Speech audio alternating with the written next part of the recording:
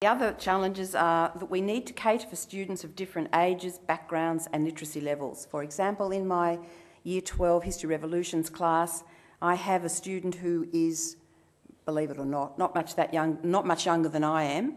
So we have that age, and then we have the school aged. We have students, of course, who are coming from all sorts of different backgrounds. They might be, as Tracy was saying, the social, emotional. A lot of them have been victimised in school. A lot of them have chronic fatigue. A lot suffer from clinical depression. So these are challenges that we have to make allowance for. And when we write our courses, we have to realise that these students are coming from all sorts of different backgrounds, and also their literacy levels are also going to be quite varied. And there is a move towards offering courses online, for example, the Year 7 philosophy. Now, these are some examples of the Year 7 philosophy course. Now, although it's online, you can see this is... Sorry. This is an example of what the course actually looks like. So the students are encouraged, of course, to do it. They have to do everything online. And here are some of the responses that they send in with some of the teacher comments underneath.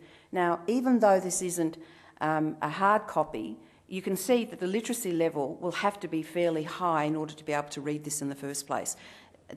Just because it's online doesn't mean that the literacy challenges are any less for us.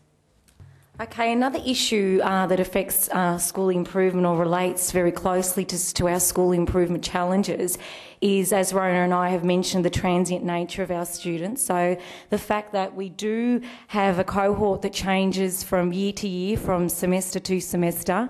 So that has lots of implications for not only the way we write our courses, but as Terry will go into later, our collection of data, our interpretation of data, and our ability to map individual progress over consecutive years. The other is, as Rona and I have touched on again, is the varied cohort of our students. The students at DECV are the drivers for school improvement, so we always need to consider our students when we are making change, whether it relates to curriculum or any other aspect of the school, because we need to make sure that we, I guess, align our change with our purpose, which is flexible for all. As Tracy mentioned, collecting data on our students is really quite difficult. With the NAPLAN and the AIM data, the AIM data we've collected previously and NAPLAN data this year, we have very low return rates. Our return rates for this year for the NAPLAN were about 15 students for years 3, 5 and 7, and about 45 students for year 9. What happens is we send our tests out in the mail, and the parents supervise the sitting of the tests. So it's really up to individual parents whether or not their kids are sitting the tests and sending them back to us. Even though the return rates that I mentioned were very low, they're still higher than we've had previously, so that's a major issue for us. The other issue is, because our return rates are so low, is the data that we collect representative? So are we getting data from all our different categories of enrolment? And are our sample sizes large enough to show significance?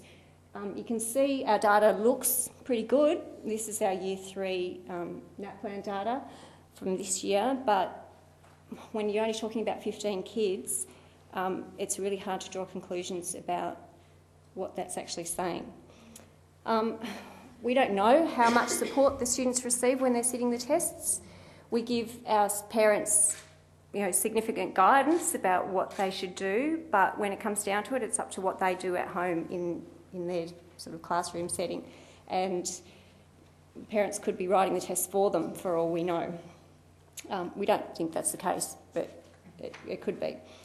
We don't know how vigorous the test conditions are, and we don't know if the students that are actually returning the tests are the ones who have the high literacy and numeracy levels. It may very well be that the kids who are underperforming are just not sitting the tests and returning them to us.